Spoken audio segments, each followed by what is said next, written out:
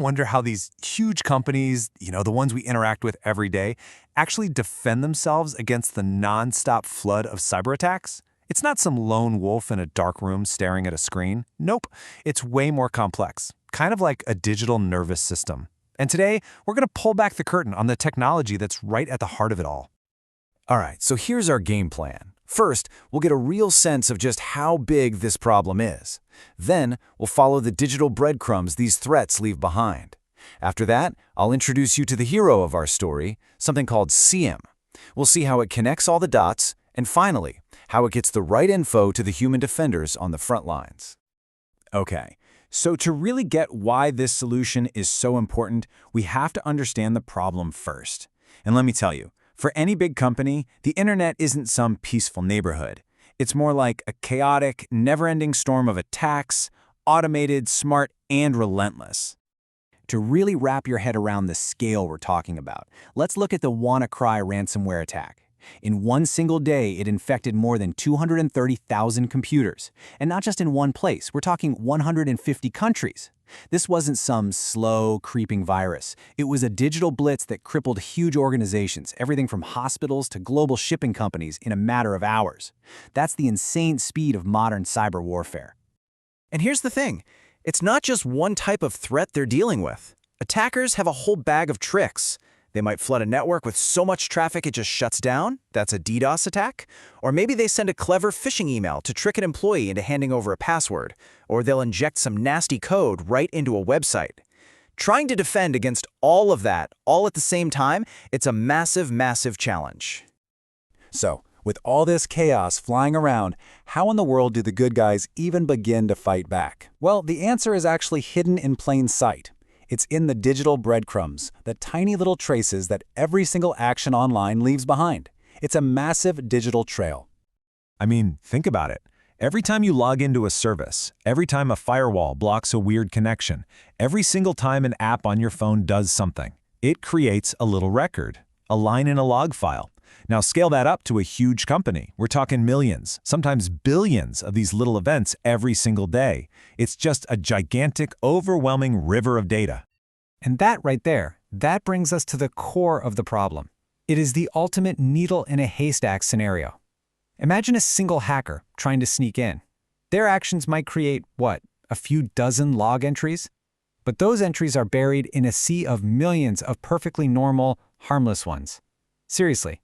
How could any human being possibly sift through all that noise and find the real threat in time? It's pretty much impossible. Well, this is exactly where our main character enters the story. You can't fight a machine speed problem with human speed solutions. You need to fight fire with fire. You need a machine speed solution, and that solution has a name: SIEM. So a SIEM platform, that stands for Security Information and Event Management, by the way, it does what no human team ever could. Think of it like a central brain for the entire organization's security. It's constantly collecting all those millions of log entries from literally everything: servers, firewalls, laptops, applications, you name it. It pulls all that chaotic noise into one single place so it can finally start making sense of it. And check out this description from a real-world platform. It really hits the nail on the head. It's built to, quote, enact threat detection and responses. The key word there is responses. This isn't just about passively watching. It's about enabling action, whether that threat is happening on a server in the building or on a cloud platform on the other side of the planet. All right, so gathering up all that data, that's just step one. The real magic, the secret sauce, is what the SIEM does next, how it processes all that raw data and turns it into actual, actionable intelligence. Let's dive into how it connects all those seemingly random dots. The whole process is actually pretty logical when you break it down. First, like we said, it aggregates or collects all the data. But then comes the most important step: correlation. Now, this is the key thing to remember. A SIEM isn't just a giant box for logs. It's a powerful correlation engine. It finds connections a human analyst would almost certainly miss. For example, it might see a failed login attempt on one server, a firewall alert from that same IP address a second later, and then an unusual file access from that user account a minute after that. To us, those are three separate things. To the SIEM, that's one single suspicious pattern, a potential attack. Then it flags that as an anomaly and sends a clean, clear alert for a human to check out.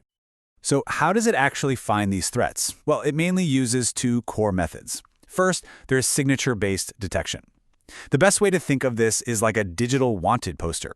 It has a list of known bad guys, virus signatures, malicious IP addresses, and it's constantly scanning for an exact match.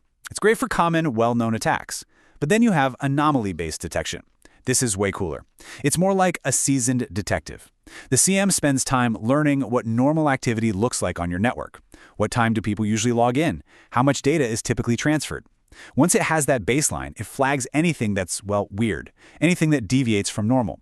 And that makes it incredibly powerful against brand new, zero-day attacks that nobody has ever seen before. So this is a really important point to get. All this incredible high-speed technology, it's not meant to replace people. Not at all. Its entire job is to be the world's best filter, to sift through those billions of meaningless events and find the tiny handful that actually matter and then hand them off to a human expert.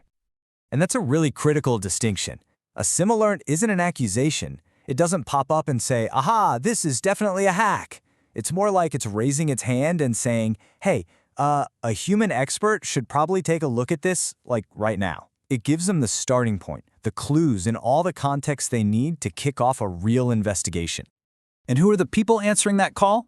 Well, you've got your information security analysts who are on the front lines sorting through these alerts. You might have an ethical hacker whose job is to think like an attacker and test the defenses. And all the way up, you've got the Chief Information Security Officer, or CISO, who's in charge of the whole security strategy. For all of them, the SIEM is their single most powerful weapon. So what's the bottom line? What's the real payoff here? It's this. A SIEM takes the absolute, overwhelming chaos of cybersecurity and turns it into clarity. It gives the security team one centralized view, a single source of truth, so they can spot threats way faster and investigate them much more effectively than they ever could before. It strengthens the entire security posture of the organization. And that brings us to a pretty fascinating question about the future, doesn't it? We built these incredible SIEM systems to help humans keep up with automated attacks. But what happens when the attacks themselves get even faster, even smarter, maybe even start using their own AI? Will the next generation of SIEM need to do more than just alert us? Will we need to build systems that can think for themselves and actively fight back on their own?